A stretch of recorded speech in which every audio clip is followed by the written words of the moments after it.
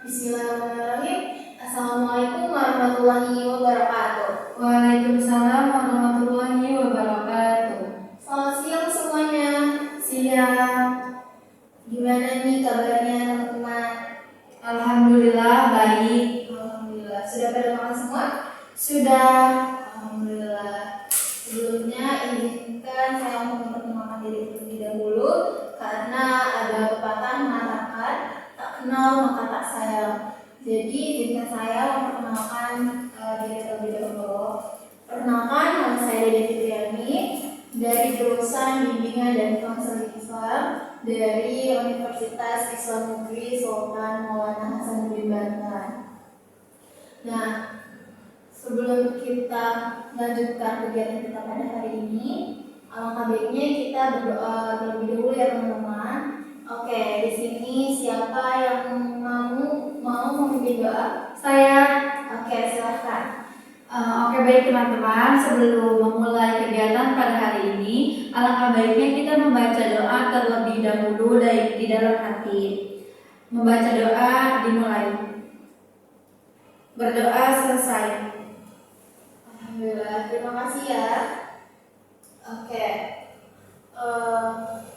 teman-teman, ada yang sudah tahu belum sih hari ini tuh kita mau ngapain? Belum. Oke, jadi teman-teman, hari ini kita akan melakukan tes dari asesmen non tes, yaitu instrumen DCM. Nah, dari teman-teman ada yang sudah tahu atau pernah mendengar gitu instrumen DCM itu apa? Belum pernah. Belum pernah, berarti ini pertama kalinya ya? Iya, pertama kali. Oke, jadi teman-teman, instrumen DCM itu punya kepanjangan, yaitu daftar cek masalah. Nah, daftar cek masalah ini untuk mengetahui masalah teman-teman yang pernah atau yang mungkin masih dialami atau sedang dialami oleh teman-teman pada saat ini. Jadi untuk itu teman-teman nggak perlu takut, nggak perlu khawatir bahwasanya data-data atau rahasia apapun yang teman-teman ceritakan itu akan disebarluaskan atau dipublikasikan, itu tidak akan ya teman-teman. Ya, baik. Oke. Oleh karena itu, karena saya sebagai konselor atau tester, saya juga memegang teguh yang namanya kerahasiaan. Jadi data apapun, rahasia apapun itu insya Allah akan terjaga, begitu teman-teman. Nah, sebelumnya saya ingin bertanya terlebih dahulu, apakah benar ini dengan BKI Gade? Iya benar. Oke, karena betul ya, saya lanjut. Teman-teman, ada yang ingin ditanyakan dulu sebelumnya? Sudah, tidak ada. Betul? Tidak ada? Sudah cukup. Oke, kita lanjut ya. Teman-teman, udah siap untuk mengerjakan instrumen DCM? Sudah siap insya Allah. Oke, sudah siap ya. Jadi untuk itu diharapkan nih tempat duduknya dirapikan terlebih dahulu supaya teman-teman nyaman, dan mejanya tolong diberi jarak ya. Satu keramik ya teman-teman. Siap. Sudah latih. Oke, sudah ya. Oke teman-teman, untuk yang di meja tolong dirapikan terlebih dahulu, dari mulai buku atau apapun itu, hal-hal yang mengganggu teman-teman yang ada di atas meja tolong dirapikan terlebih dahulu atau dimasukkan dulu ke dalam tas biar enak. Baik Kak. Oke, Sudah semua ya? Sudah. Oke. Oke, jadi teman-teman yang boleh di atas meja itu hanya handphone ya teman-teman. Oke? Oke. Sudah rapi semua ya? Sudah. Oke. Oke, sudah. Oh iya, tadi juga saya sudah mengirimkan instrumennya kepada ketua kelas kalian. Tolong ketua kelas kirimkan instrumennya kepada teman kelasnya ya. Baik Kak. Oke. Gimana semuanya sudah mendapatkan instrumennya? Sudah Kak. Sudah. Oke teman-teman, sekarang teman-teman bisa buka ya instrumennya. Nah, bisa teman-teman buka instrumennya. Nah, di situ ada petunjuk cara mengerjakannya. Oke? Baik Kak. Oke. Teman-teman silahkan baca dulu. Saya beri waktu 1 menit. Bisa ya? Bisa Kak. Oke. Untuk membacanya. Gimana, sudah? Sudah. Nah, lalu selanjutnya teman-teman mengisi identitas teman-teman semua. Nah, dimulai dari nama, kelas, dan nomor absen. Baik Kak. Secara lengkap ya, jangan ada yang tidak diisi. Ini harus diisi, wajib diisi, oke? Iya Kak. Oke. Nah, untuk mengisi instrumen ini ada 243 pernyataan. Nah, selanjutnya ini ada 243 pernyataan yang teman-teman tidak wajib isi semua. Nah, jadi saya kasih contoh dulu nih untuk cara pengerjaannya. Nah, jadi ini di bidang kesehatan di nomor 1 pernyataannya seperti ini. Sering sakit ketika di SD. Nah, jika teman-teman pernah alami waktu SD, berarti teman-teman bisa beri tanda checklist di samping nomor 1 karena di situ sudah tersedia kolomnya, ya, kolom kotaknya ya. Jadi seperti ini. Nah, itu langsung ada, gitu ya, tanda checklistnya. Ya, Lalu nih nomor 2, sering sakit ketika di SMP. Nah, jika teman-teman pernah mengalami ini, nah teman-teman tinggal checklist lagi seperti tadi. Tapi jika teman-teman tidak pernah mengalami, teman-teman tidak perlu diisi atau dijawab saja. Jadi teman-teman, pengisian instrumen DCM ini tidak wajib diisi semua, tetapi teman-teman wajib membaca semua pernyataan-pernyataan yang ada di soal DCM ini. Oke? Baik Kak. Oke teman-teman, untuk pengerjaannya saya beri waktu 90 menit. Sebelumnya ada yang ingin ditanyakan? Sudah cukup Kak. Sudah. Oke, selamat mengerjakan. Baik Kak.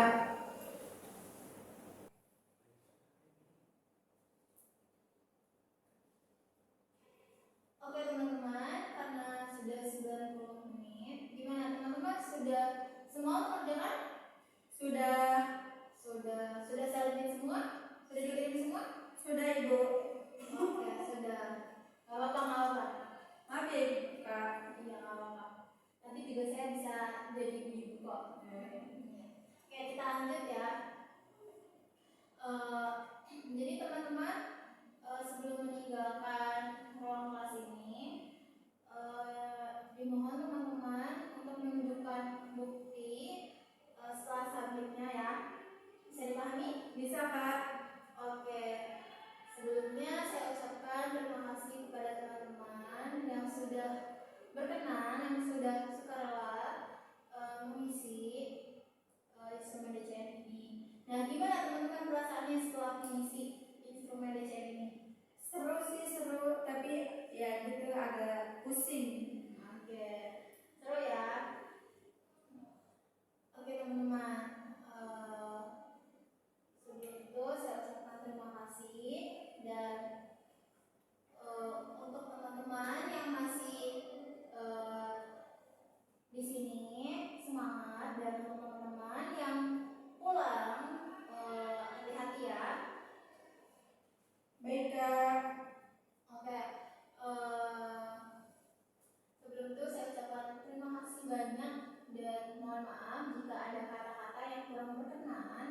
dan semoga urusan teman-teman selalu dimudahkan oleh Allah Subhanahu wa taala. Amin. Nah, untuk itu ada yang untuk hasil dari pengisian DCM ini nanti teman-teman bisa tahu sekitar 1-2 minggu untuk hasilnya. Nanti saya serahkan ke pihak UPBK atau nanti mungkin saya sendiri yang akan memberikan hasilnya kepada teman-teman semua. Bisa dipahami? Bisa, Kak. Ada yang ingin ditanyakan? Sudah cukup. Oke, cukup ya. Oke, saya ucapkan terima kasih. Mungkin itu saja. Wassalamualaikum warahmatullahi wabarakatuh. Waalaikumsalam warahmatullahi wabarakatuh. Oke teman-teman, setelah kita melakukan need assessment atau asesmen kebutuhan yang kemarin dengan menggunakan DCM, selanjutnya kita akan mengolah data tersebut. Nah, sebelum itu teman-teman buka dulu Giveform yang kemarin, lalu di sebelah kanan pertanyaan ada jawaban, kita klik. Lalu kita klik juga spreadsheet.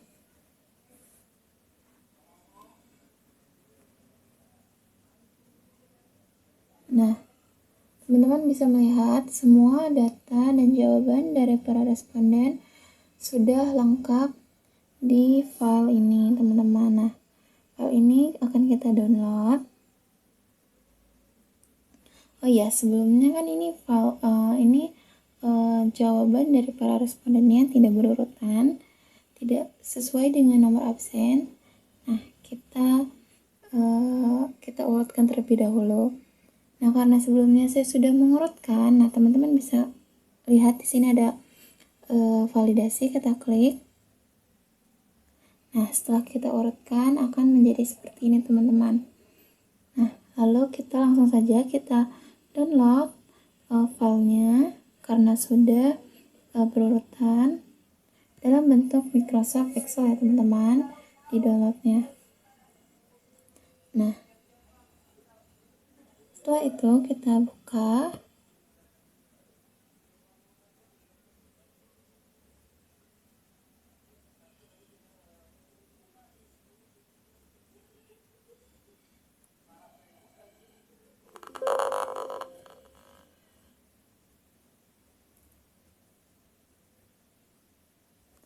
Nah, akan muncul seperti ini, teman-teman.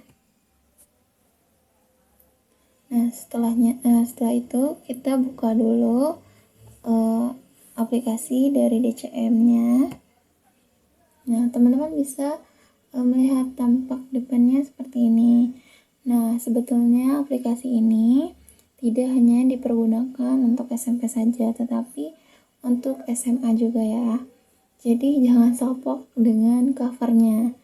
Nah, selanjutnya karena kita akan mengolah data, teman-teman bisa melihat di bawah sini ada cover, petunjuk, soal DCM, tabulasi, profil individual, dan lain-lainnya.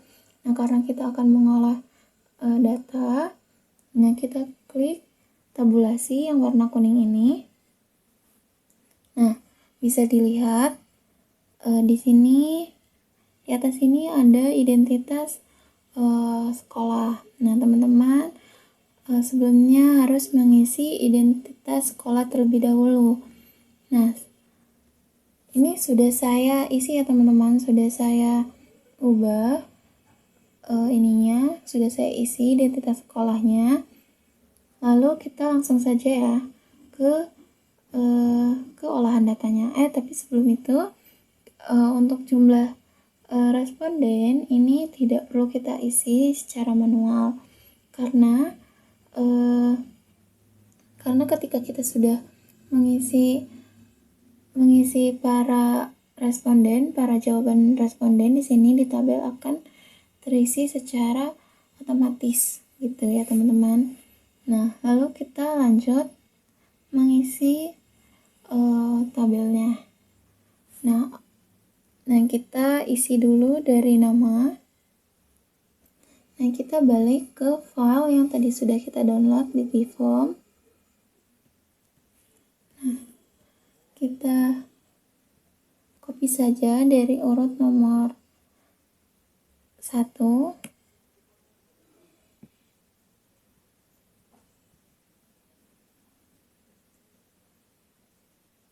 Kita copy sampai nomor urut 35 absennya. Kita balik lagi ke aplikasinya, kita tempel. Nah, sudah. Lalu kita isi di kolom keduanya, yaitu jenis kelamin.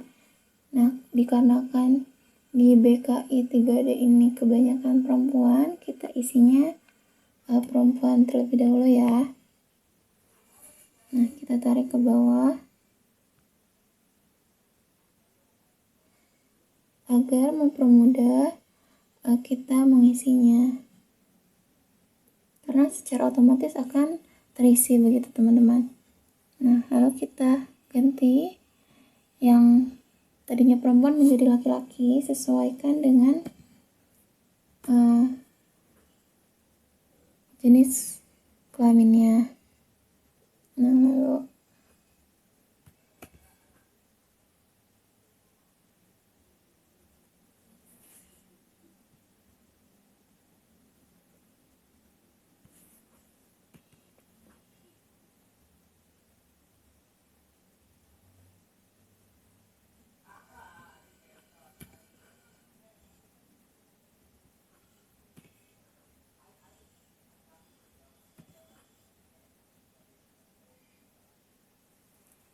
setelah kita isi pada kolom gender, nah kita ke kolom ketiga mengisi kelas. Nah, kelasnya BKI 3D.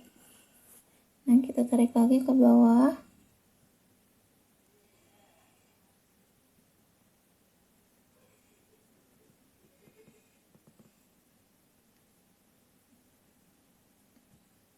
Nah, sudah terisi. Nah, lalu teman-teman kembali lagi ke file yang tadi di-download. Nah,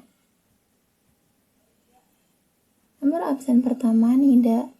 Nah, pada bidang kesehatan dia memilih nomor 9, 11, dan 18.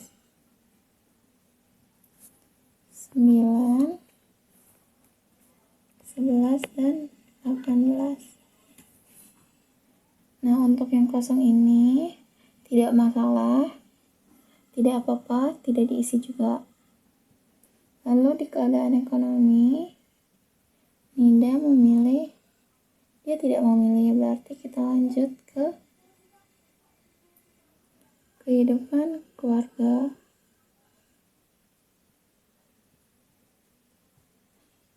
Dia memilih 56. Nomor 56.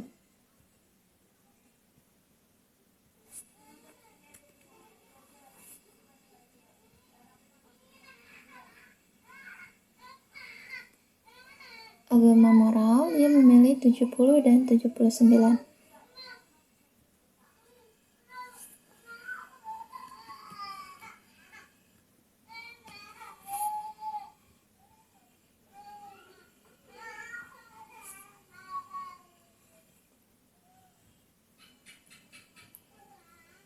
Lalu di rekreasi dan hobi, dia memilih 82 dan 88.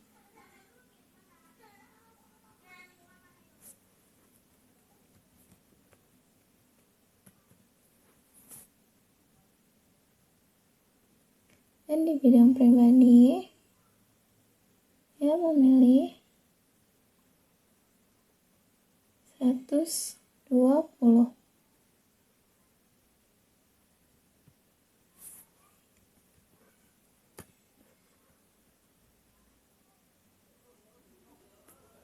Nah, untuk di bidang kehidupan sosial dan organisasi,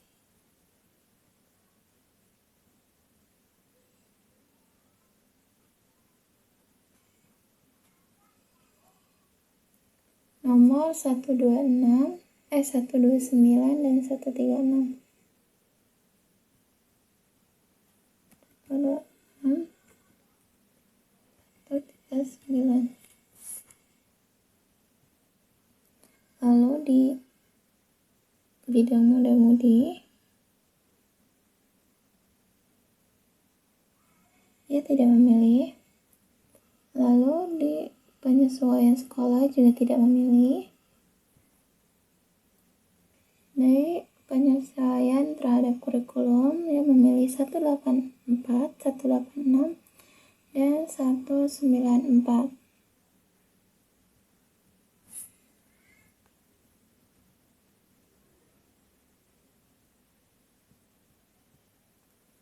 Satu delapan empat, 186, dan 194. Nah, untuk di bidang kebiasaan belajar, kita lihat kembali. Dia memilih 201, 203, 205, dan 209.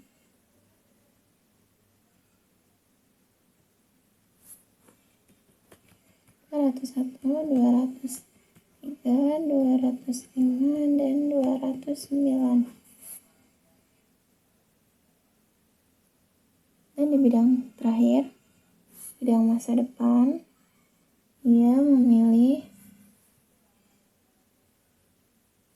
223, 228, dan 236.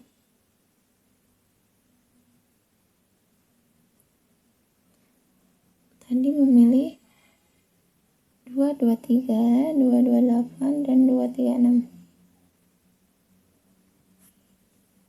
223, 228, dan 236. Kita cek lagi takut salah. 223, 228, dan 236. Ya, betul. Nah, selanjutnya kita beralih ke nomor absen nomor 2. Devia. Nah, kita balik lagi ke data yang tadi.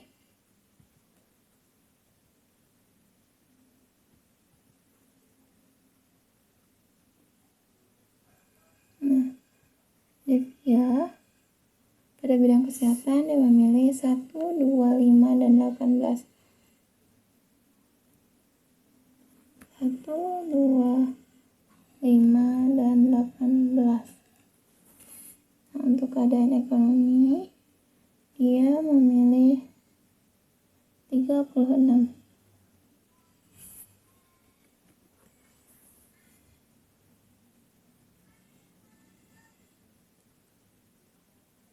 Lalu di bidang kehidupan keluarga, dia memilih 4 di nomor 44.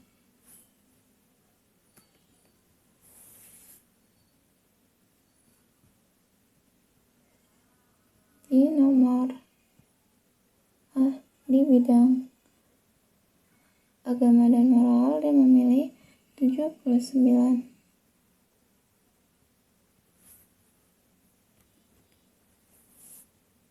Di bidang rekreasi,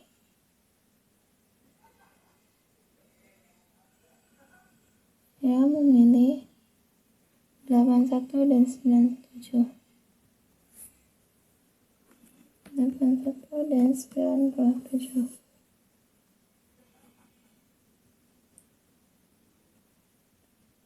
Di hubungan pribadi, dia memilih 103 dan 112. 103 dan 112. Nah, untuk di kehidupan sosial, dia memilih 135 dan 136. 135 dan 136. Di bidang muda-mudi,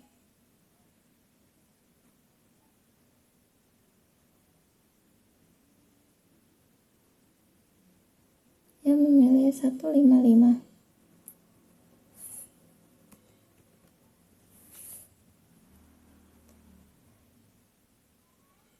Di bidang penyesuaian terhadap sekolah, dia memilih 180.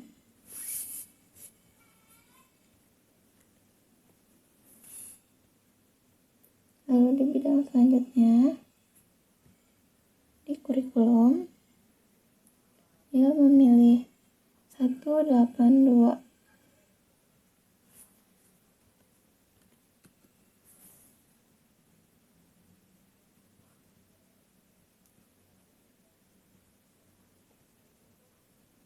Pada bidang kebiasaan belajar, dia memilih 213 dan 214.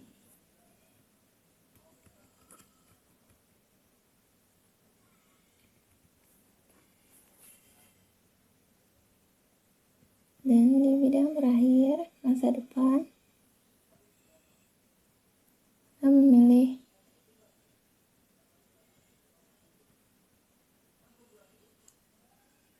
223.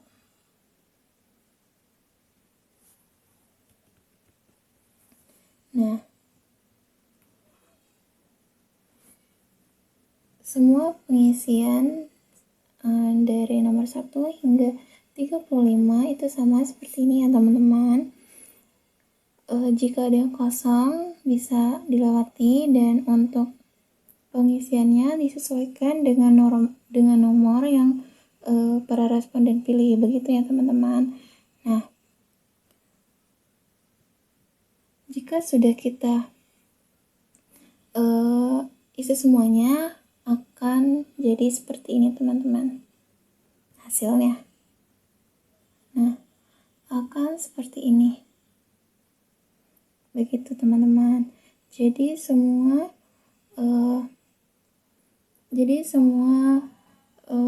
jawaban para responden akan menjadi seperti ini. Oke teman-teman.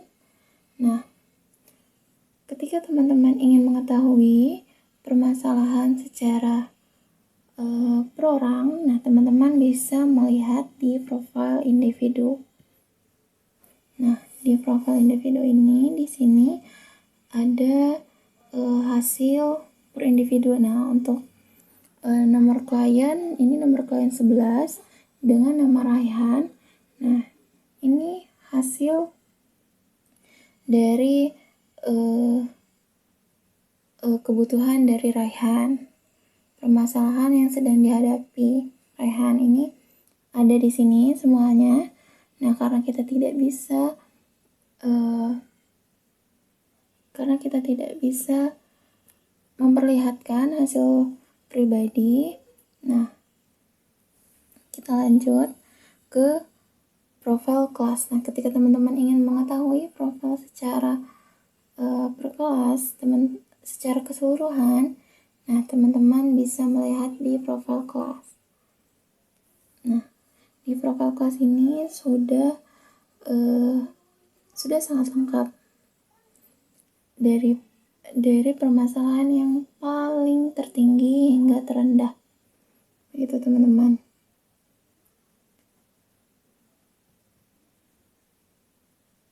Mungkin itu saja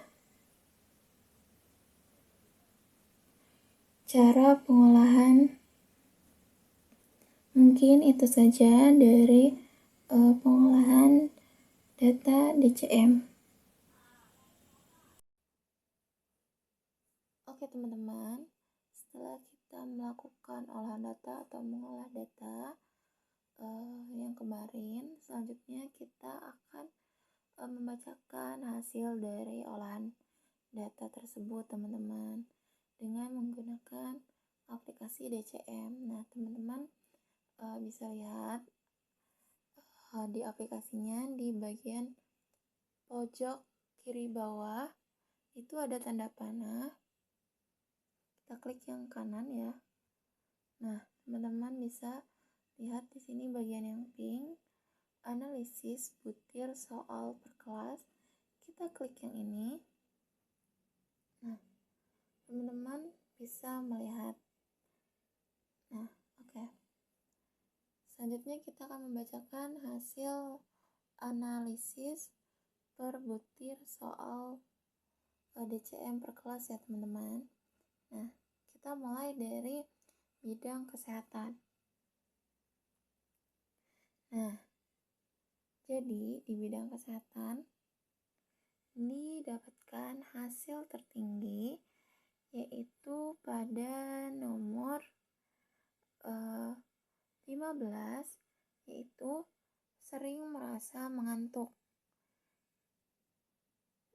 Dengan jumlah orang yang memilih yaitu 16 orang dengan jumlah persentase 45,7% dengan predikat D. Nah, apa sih predikat A, B, C, D? Nah, jadi untuk A itu sendiri itu tuh sudah baik. Kalau cukup A sudah sangat baik. Nah, untuk B itu baik. C itu cukup dan D itu kurang cukup gitu. Jadi untuk A itu, kalau A itu tidak mempunyai masalah gitu. Jadi permasalahan di butir itu tuh tidak ada masalah. Jadi biasanya itu tuh mendapatkan skor 0. Nah, untuk predikat D biasanya dengan jumlah orang yang memilih terbanyak gitu. Biasanya itu akan mendapatkan predikat D. Nah, untuk selanjutnya di bidang keadaan ekonomi.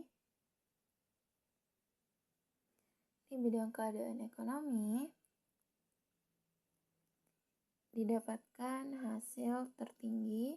Teman-teman bisa lihat. Nah, di nomor 39. Saya mengharapkan memperoleh beasiswa. Nah, dengan jumlah orang yang memilih 12 orang dengan persentase 34,3% dan mendapatkan predikat D. Lalu di bidang kehidupan keluarga, nah teman-teman bisa lihat, jadi di bidang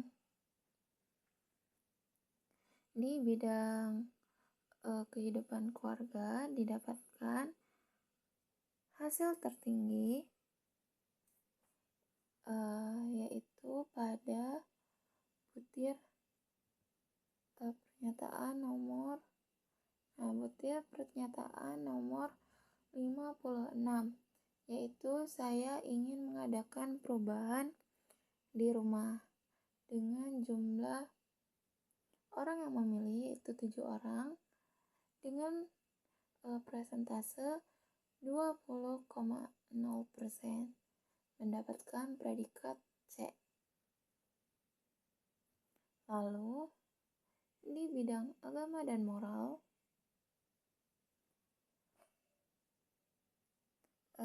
didapatkan hasil tertinggi yaitu pada butir soal nomor 79, yaitu saya merasa berdosa sekali. Dengan jumlah orang yang memilih 15 orang dengan jumlah persentase 42,9% mendapatkan predikat D. Lalu di bidang rekreasi dan hobi atau kegemaran, nah didapatkan hasil yang tertinggi pada butir pernyataan nomor 85, suka olahraga tetapi tidak ada kesempatan. Nah, dengan jumlah orangnya yang memilih 14 orang dengan persentase 40,0% dengan predikat D. Lalu di bidang selanjutnya yaitu hubungan pribadi. Di hubungan pribadi sebentar. Nah, di hubungan pribadi didapatkan hasil tertinggi yaitu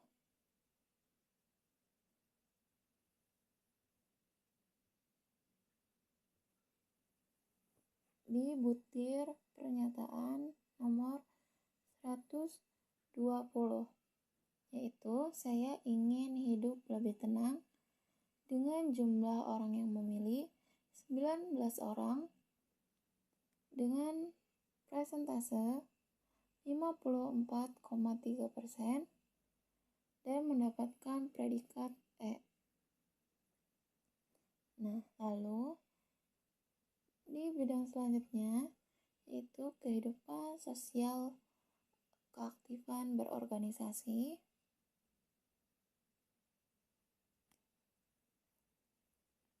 Didapatkan hasil tertinggi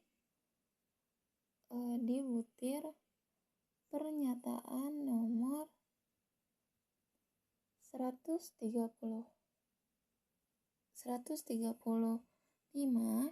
dan 136, yaitu saya sering bingung bila berhadapan dengan orang banyak dan merasa malu jika berhadapan dengan orang banyak. Nah, jumlah masing-masing per butirnya yaitu orang yang memilihnya 14 orang, lalu dengan persentase 40,0% dengan mendapatkan predikat D. Lalu di bidang muda-mudi atau masalah remaja didapatkan hasil yang tertinggi yaitu pada butir pernyataan nomor 155 dan 160, yaitu saat ini saya dilarang berpacaran oleh orang tua dan saya bersikap terbuka atau jujur terhadap pacar saya dengan jumlah orang yang memilih yaitu 9 orang dengan persentase 25,7% dengan mendapatkan predikat D. Di bidang selanjutnya yaitu penyesuaian terhadap sekolah. Nah, didapatkan hasil tertinggi pada bidang ini yaitu di butir soal pernyataan nomor 176 dan 179, yaitu merasa salah memilih jurusan dan catatan pelajaran tidak lengkap dan tidak teratur. Dengan jumlah orang yang memilih 10 orang dengan jumlah persentase 28,6% dan mendapatkan predikat D. Lalu di bidang penyesuaian terhadap kurikulum didapatkan hasil tertinggi yaitu pada butir pernyataan nomor 186, yaitu saya sering takut atau cemas menghadapi ulangan dengan jumlah orang yang memilih 11 orang dengan persentase 31,4% dan mendapatkan predikat D. Lalu di bidang kebiasaan belajar didapatkan hasil tertinggi terdapat pada butir pernyataan 201, yaitu saya belajar kalau ada ulangan. Dengan jumlah orang yang memilih 17 orang dengan persentase 48,6% dan mendapatkan predikat D. Lalu di bidang terakhir di masa depan dan cita-cita pendidikan atau jabatan didapatkan hasil tertinggi di bidang ini terdapat pada butir pernyataan nomor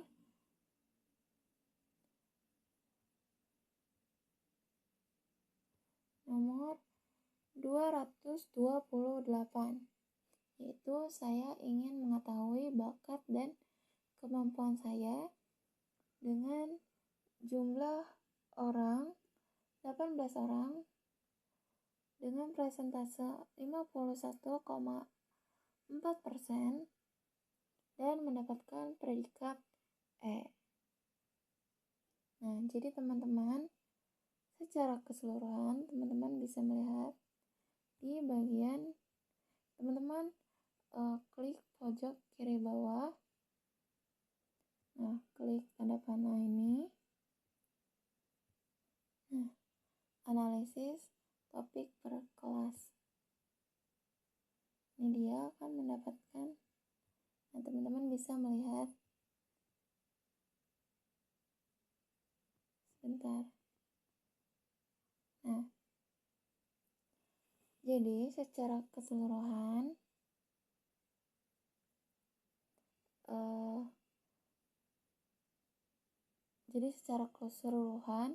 hasil dari olahan data kelas BKI 3D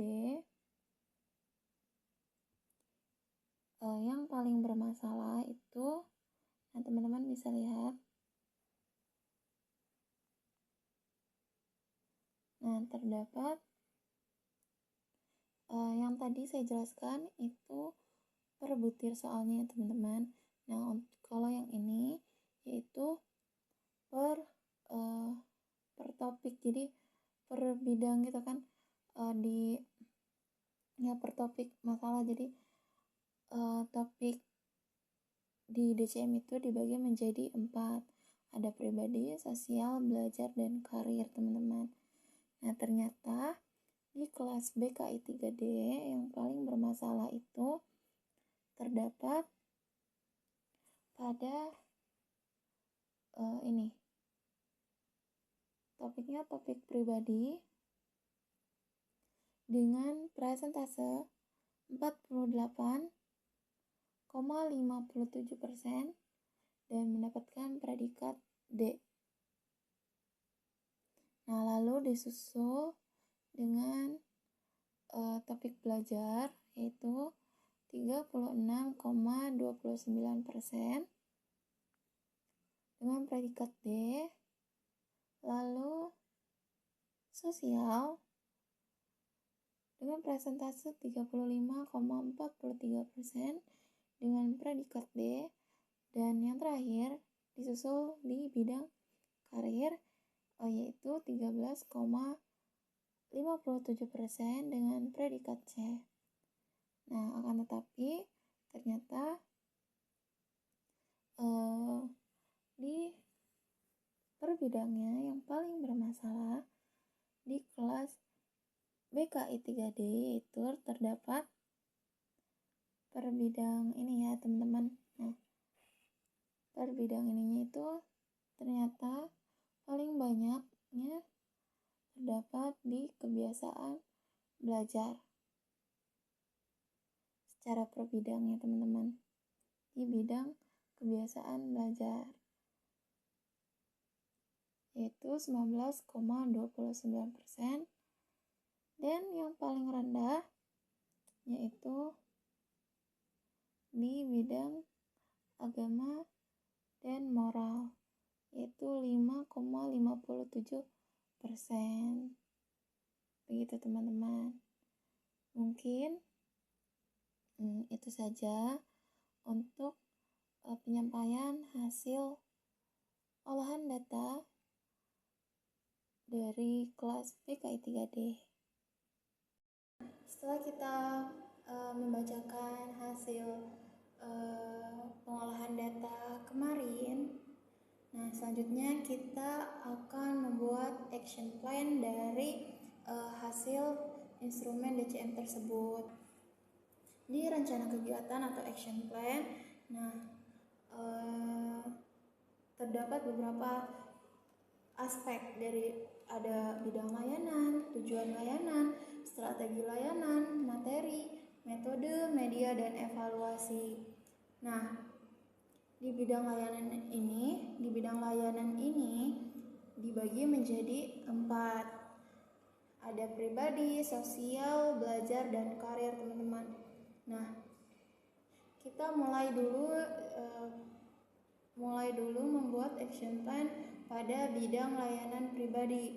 Nah, disesuaikan dengan kebutuhan siswa atau konseli ya teman-teman. Nah, teman-teman bisa buka pada aplikasi DCM-nya di bagian analisis butir soal per kelas, teman-teman. Nah, berarti pada bidang pribadi yang paling bermasalah terdapat pada topik kesehatan. Nah, di nomor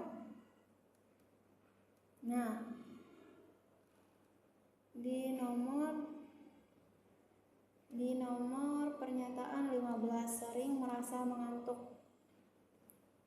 Nah, kita balik lagi ke action plan. Nah, jadi karena permasalahannya itu saya sering merasa mengantuk, nah berarti kita berikan tujuan layanannya itu peserta didik atau konseli mampu memahami strategi pola hidup yang sehat. Nah, strategi layanannya layanan informasi. Kenapa kita memberikan layanan informasi? Karena tadi orang yang memilih pernyataan di nomor 15 itu sebanyak 16 responden atau orang, gitu teman-teman. Nah, lalu materi yang kita berikan yaitu strategi pola hidup sehat. Dengan metode apa? Metode ceramah atau diskusi. Lalu menggunakan media PowerPoint, laptop, dan Infocus. Nah, untuk evaluasi sendiri yaitu LAISEC dan LAIJAPEN. Nah, LAISEC ini punya kepanjangan, yaitu penilaian segera dan penilaian jangka pendek, teman-teman. Nah, gitu. Itu contoh dari action plan bidang pribadi. Nah, untuk bidang sosialnya kita lihat kembali pada aplikasi DCM-nya. Nah, yang bermasalah yaitu hubungan pribadi. Nah, di hubungan pribadi teman-teman bisa lihat ternyata yang paling bermasalah yaitu di butir pernyataan nomor 120, yaitu saya ingin hidup lebih tenang, dengan jumlah responden 19 orang.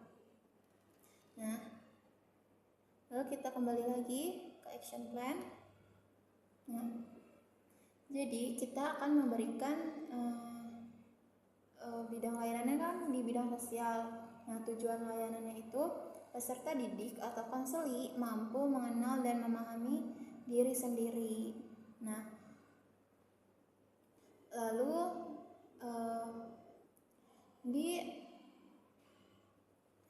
di strategi layanan yaitu menggunakan layanan orientasi.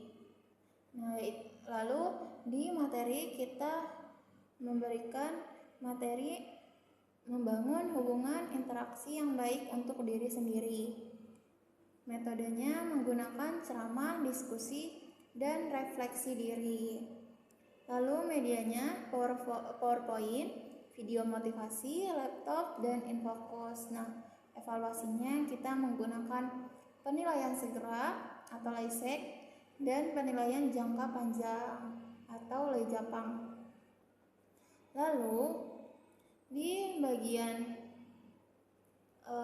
bidang belajar, kita kembali lagi kepada aplikasi DCM. Kita lihat di kebiasaan belajar, permasalahan mana yang paling bermasalah, pernyataan mana yang paling bermasalah. Nah, ternyata di kebiasaan belajar yang paling bermasalah yaitu pada butir pernyataan 201. Saya belajar kalau ada ulangan dengan jumlah responden 17 orang. Nah, kita kembali lagi ke action plan. Nah, lalu kita isi di tujuan layanannya, yaitu peserta didik atau konseli mampu memahami dan menerapkan kebiasaan belajar yang efektif. Lalu kita menggunakan strategi layanan, yaitu layanan informasi. Nah, materi yang diberikan yaitu pentingnya kebiasaan belajar yang efektif. Nah, lalu metodenya menggunakan jigsaw. Lalu medianya kita menggunakan PowerPoint, laptop, dan infocus. Nah, penilaiannya, evaluasinya kita menggunakan penilaian segera dan penilaian jangka panjang atau LAJAPANG. Lalu di bidang karir,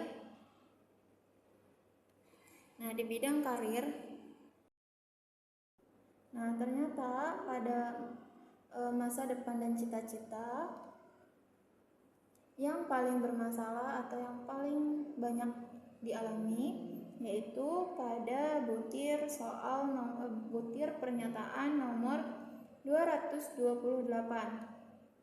Saya ingin mengetahui bakat dan kemampuan saya dengan jumlah responden 18 orang.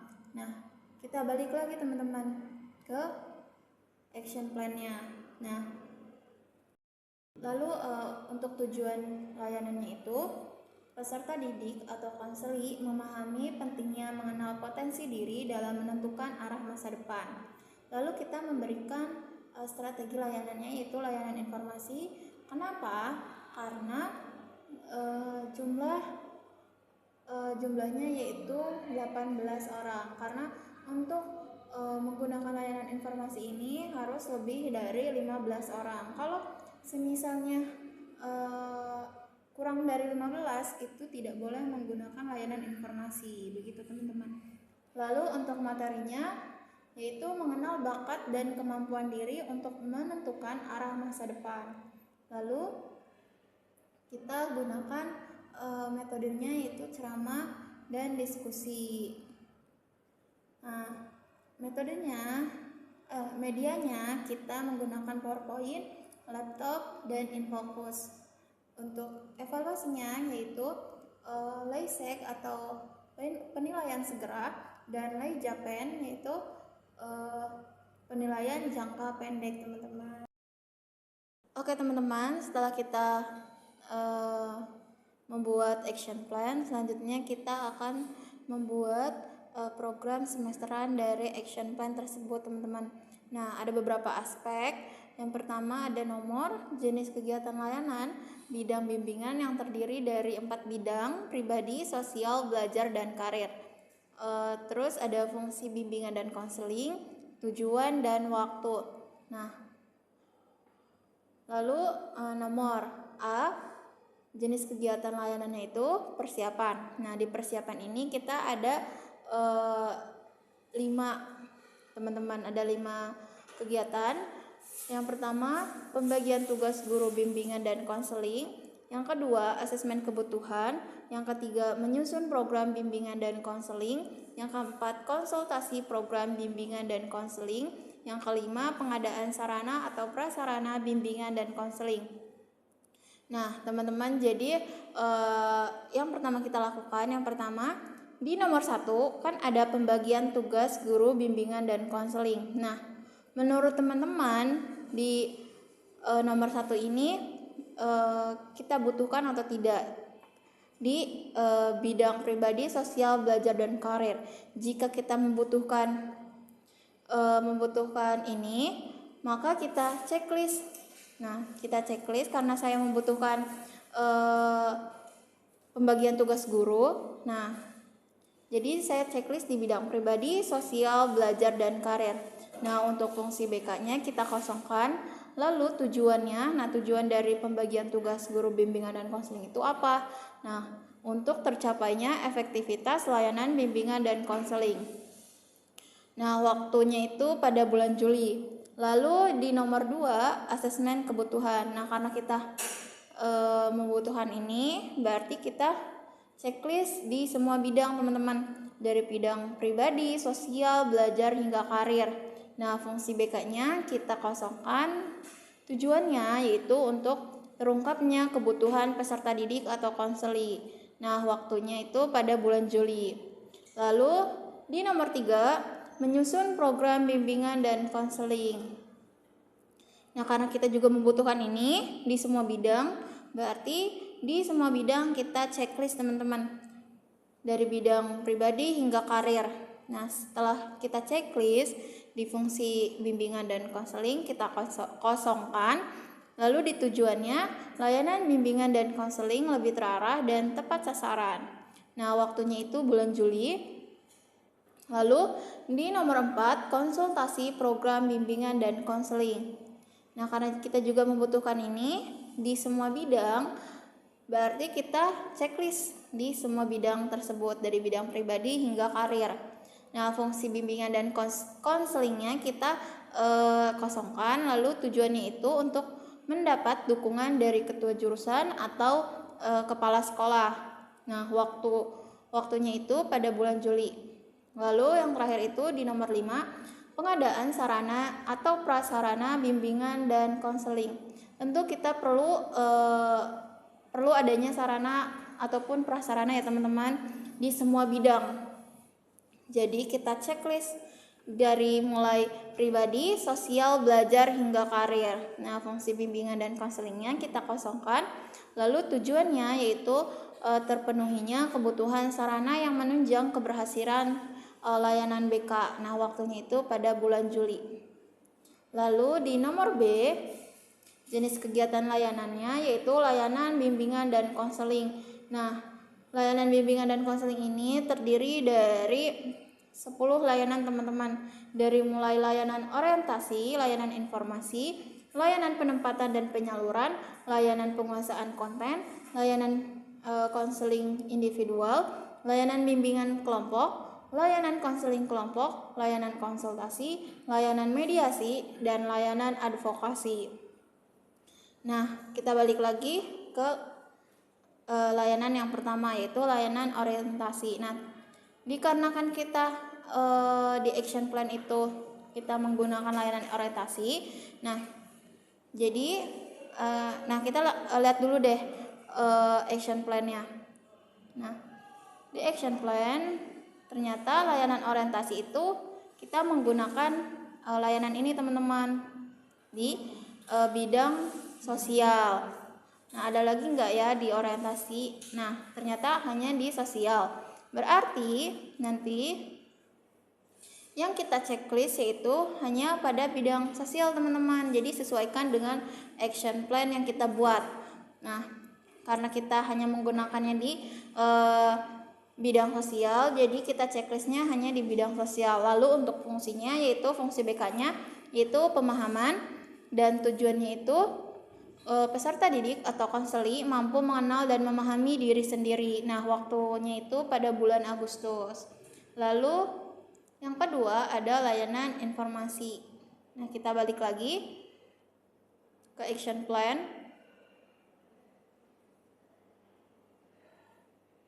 Nah, di action plan ini ternyata kita menggunakan layanan informasi. Nah, di bidang apa saja kita menggunakan layanan informasi? Pertama ada di bidang pribadi dan karir. Pribadi, belajar, dan karir teman-teman. Nah, berarti kita balik lagi ke program semesterannya. Nah, berarti di bidang layanan informasi, bidang yang kita gunakan itu bidang pribadi yang kita checklist, belajar, dan karir teman-teman. Jadi yang sosial kita kosongkan. Yang kita checklist hanya 3, pribadi, belajar, dan karir. Untuk fungsi BK-nya yaitu pemahaman dan pencegahan. Nah, tujuannya yang pertama, peserta didik atau konseli mampu memahami pentingnya menjaga kesehatan fisik dan mental. Yang kedua, peserta didik atau konseli mampu memahami langkah-langkah dan strategi efektif untuk memperoleh beasiswa. Yang ketiga, peserta didik atau konseli mampu memahami, menghayati, dan mengamalkan nilai-nilai agama serta moral dalam kehidupan sehari-hari. Yang keempat, peserta didik atau konseli mampu memahami dan menerapkan kebiasaan belajar yang efektif. Lalu yang terakhir, yang kelima, peserta didik atau konseli memahami pentingnya mengenal potensi diri dalam menentukan arah masa depan. Nah, itu waktunya itu kita pada bulan Agustus sampai September. Nah, lalu di layanan bimbingan kelompok, nah kita balik lagi nih teman-teman ke action plan. Ternyata di action plan kita hanya menggunakan 3 layanan teman-teman, dari informasi, bimbingan kelompok, hingga orientasi. Nah, jadi yang tadi kita gunakan berarti layanannya hanya 3. Dan yang terakhir ini bimbingan kelompok. Nah, dia di bimbingan kelompok ini dia digunakan di bidang pribadi, sosial, belajar, dan karir. Jadi semua bidang kita menggunakan bimbingan kelompok teman-teman. Nah, di nomor 6 ada layanan bimbingan kelompok. Berarti di bidang bimbingan kita checklist semuanya, dari pribadi, sosial, belajar, hingga karir. Nah, fungsi BK-nya yaitu pemahaman dan pencegahan. Tujuannya itu peserta didik atau konseli mampu menyadari pentingnya lingkungan rumah yang aman dan nyaman bagi kesejahteraan bersama. Yang kedua, peserta didik atau konseli mampu mengetahui potensi diri serta mengembangkan rasa percaya diri dalam berinteraksi dengan orang lain. Yang ketiga, peserta didik atau konseli mampu menyadari pentingnya mengatur waktu belajar. Dan yang terakhir yaitu yang keempat, peserta didik atau konseli mampu menyusun rencana karir yang sesuai dengan kemampuannya. Nah, waktunya itu pada bulan Agustus sampai September, teman-teman. Nah, karena kita di layanan bimbingan dan konselingnya di jenis kegiatannya hanya 3, berarti kita lanjut ke dukungan sistem. Nah, di dukungan sistem ini terdiri dari 6 aspek teman-teman: aplikasi instrumentasi, himpunan data, konferensi kasus, kunjungan rumah, tampilan kepustakaan, hingga alih tangan kasus. Nah, karena kita hanya menggunakan 2, yaitu aplikasi instrumentasi dan himpunan data teman-teman. Jadi yang kita checklist itu di semua bidang, dari pribadi hingga karir. Nah, di yang bagian 1 di aplikasi instrumentasi ini fungsi BK-nya kita kosongkan. Tujuannya itu untuk mengumpulkan data dan kebutuhan peserta didik yang dilakukannya pada waktu bulan Juli. Nah, untuk himpunan data bidang bimbingannya kita membutuhkan semuanya, dari pribadi hingga karir. Jadi kita checklist semuanya. Nah, lalu di fungsi BK-nya kita kosongkan, tujuannya kita kosongkan, dan waktu pengerjaannya itu pada bulan Juli, teman-teman. Nah, lalu di bagian C ada kegiatan tambahan dan pengembangan profesi. Nah, ada 2 aspek, kegiatan tambahan guru bimbingan dan konseling atau konselor. Lalu yang keduanya itu pengembangan keprofesian konselor. Nah, karena kita tidak membutuhkan ini, berarti kita lewat, teman-teman. Begitu. setelah kita membuat program semesteran, nah selanjutnya kita akan membuat jadwal tahunan atau program tahunan kegiatan bimbingan dan konseling. Nah, ada beberapa aspek, yaitu ada komponen dan kegiatan layanan, lalu ada bulan. Nah, untuk bulan di sini itu saya menggunakan 1 tahun ya teman-teman. Jadi dari mulai bulan Juli, Agustus, September, Oktober, November, Desember, Januari, Februari, Maret, April, Mei, dan Juni. Nah, jadi teman-teman, saya itu menggunakan mingguan di bagian sininya teman-teman, di bagian tanggalnya. Jadi di bulan Juli jadi di bulan Juli ini ada minggu pertama, minggu kedua, minggu ketiga, dan minggu keempat, dan seterusnya seperti itu teman-teman. Dari bulan Juli hingga Juni saya menggunakan mingguan. Nah, selanjutnya di komponen dan kegiatan ada persiapan. Nah, di persiapan ini ada 3 aspek teman-teman. Yang pertama itu melakukan asesmen kebutuhan, yang kedua mendapatkan dukungan ketua jurusan atau kepala sekolah, dan yang ketiga itu menetapkan dasar perencanaan layanan. Nah, dikarenakan ini persiapan, nah di yang pertama ini kan melakukan asesmen kebutuhan. Di asesmen kebutuhan ini saya hanya menggunakannya itu cuman sekali teman-teman, di 1 minggu saja, tapi saya menggunakannya itu di minggu ketiga. Jadi yang saya checklist yaitu minggu ketiga teman-teman. Lalu yang kedua yaitu mendapatkan dukungan ketua jurusan atau kepala sekolah, karena tidak mudah ya untuk mendapatkan dukungan ini. Jadi saya memerlukan 2 minggu teman-teman berturut-turut untuk mendapatkan dukungan ini. Nah, saya melakukannya di minggu kedua, berarti saya checklistnya di minggu kedua dan minggu ketiga. Lalu yang ketiganya menetapkan dasar perencanaan layanan. Nah, saya menetapkan dasar perencanaan ini di minggu keempat di bulan Juli. Nah, jadi kita checklist di minggu keempat bulan Juli teman-teman. Nah, lalu yang keduanya di selanjutnya yaitu ada pelaksanaan. Nah, di pelaksanaan ini ada layanan bimbingan dan konseling. Nah, ini tuh dibagi menjadi 10 aspek teman-teman. Dari mulai layanan orientasi, layanan informasi, layanan penempatan dan penyaluran, layanan penguasaan konten, lalu ada layanan konseling individual, layanan bimbingan kelompok, layanan konseling kelompok, layanan advokasi, mediasi, konsultasi, begitu teman-teman. Nah, dikarenakan di program semesteran saya hanya menggunakan 3 layanan, yaitu layanan orientasi, layanan informasi, dan bimbingan kelompok. Nah, di layanan orientasi ini saya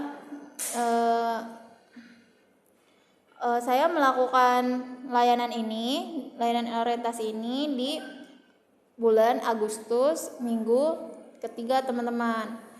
Di minggu ketiga, lalu ada di bulan Oktober minggu ketiga juga, lalu ada di minggu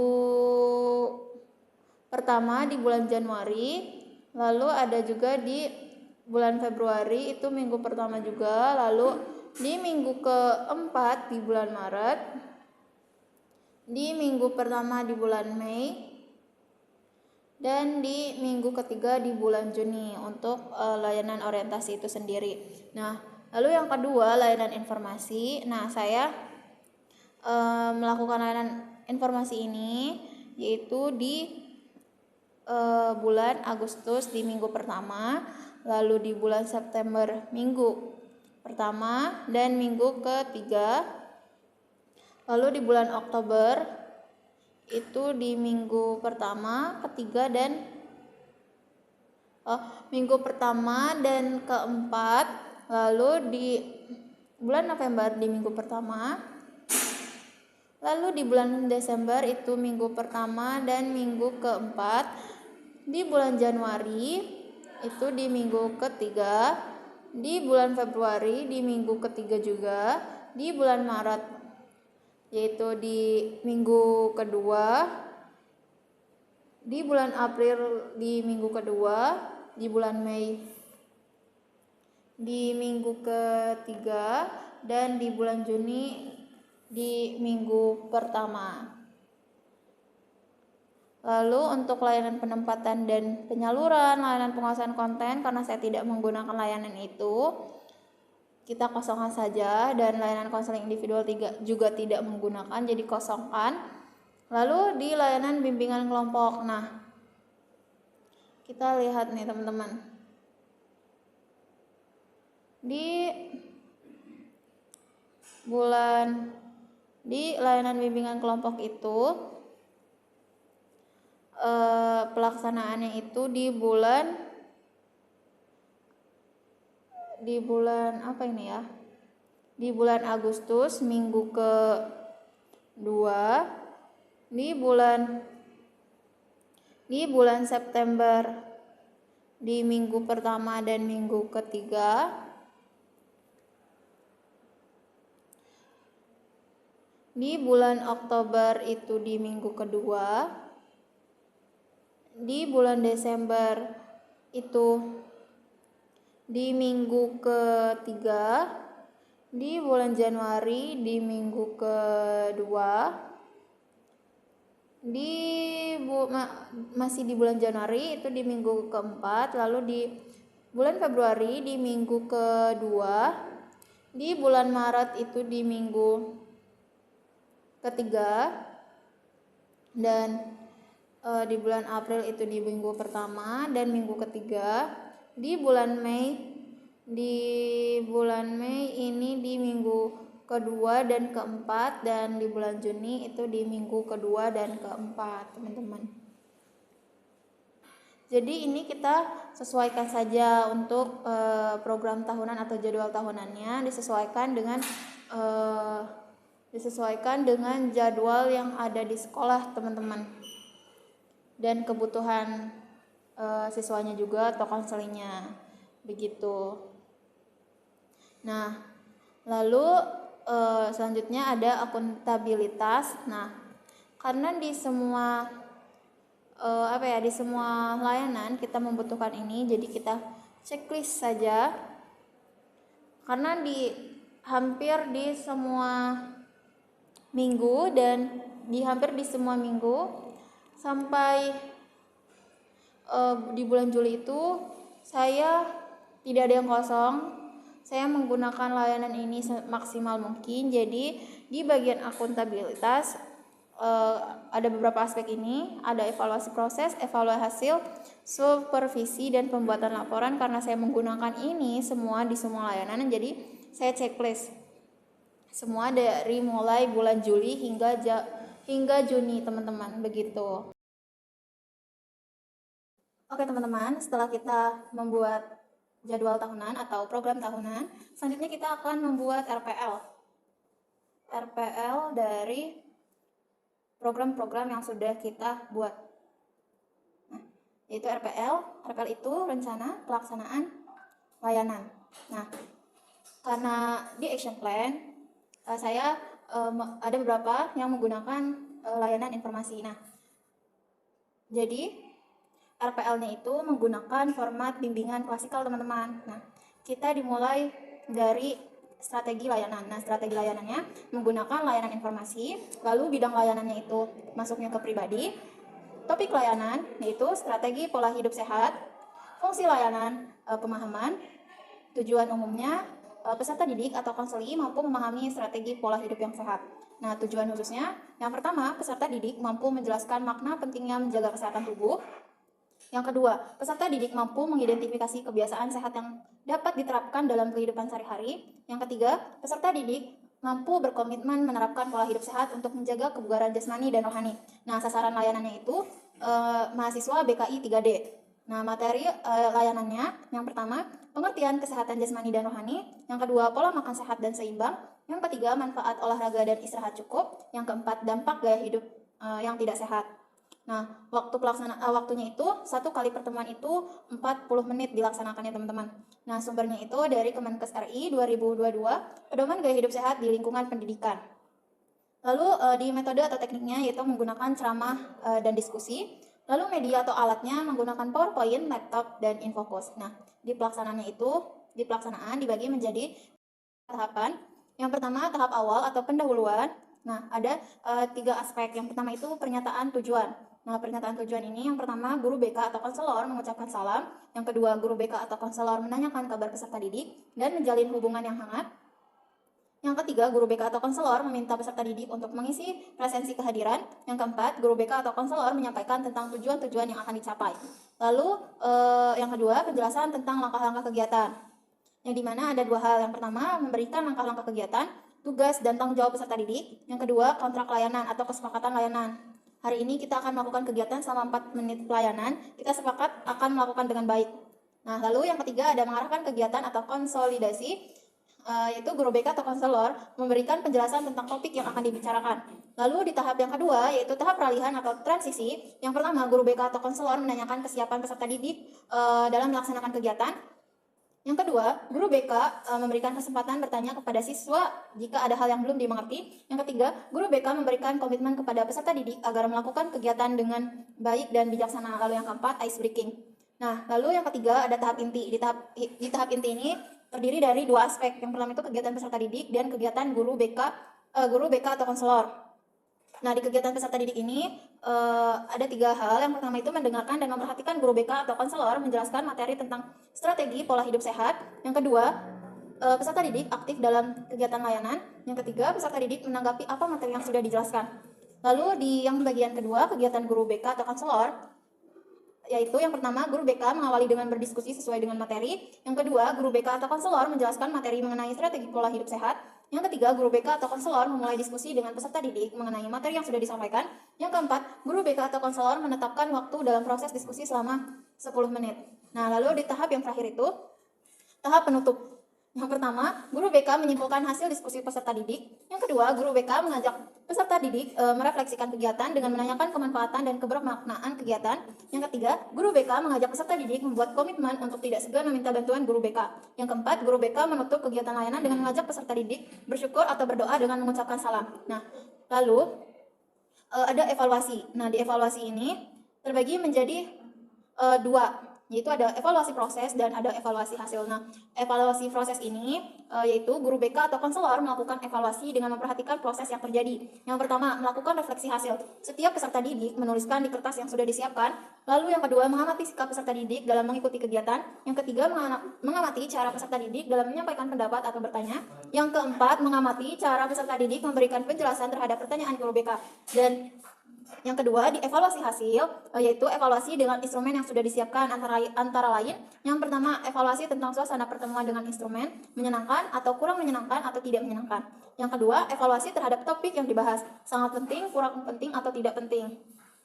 Lalu yang ketiga, evaluasi terhadap cara guru BK dalam menyampaikan materi, mudah dipahami atau tidak mudah atau sulit dipahami. Dan yang terakhir, yang keempat, evaluasi terhadap kegiatan yang diikuti, menarik atau kurang menarik atau tidak menarik untuk diikuti. Nah, lalu di paling bawah itu ada lampiran. Yang pertama, materi yang diberikan disajikan secara lengkap. Yang kedua, lembar kerja peserta didik kalau ada. Nah, di bawahnya juga ada mengetahui kepala sekolah atau ketua jurusan. Lalu di sebelah kanan, di sebelah kiri itu tanda tangan kepala sekolah atau ketua jurusan, dan di sebelah kanan itu untuk yang ini, yang titik-titik sebelah sini, itu untuk tanggal dan di mana pelaksanaannya. Dan ini guru BK atau konselor, tanda tangan guru BK atau konselor teman-teman. Begitu untuk pembuatan dari RPL. Mungkin itu saja, kurang lebihnya mohon maaf. Wassalamualaikum warahmatullahi wabarakatuh.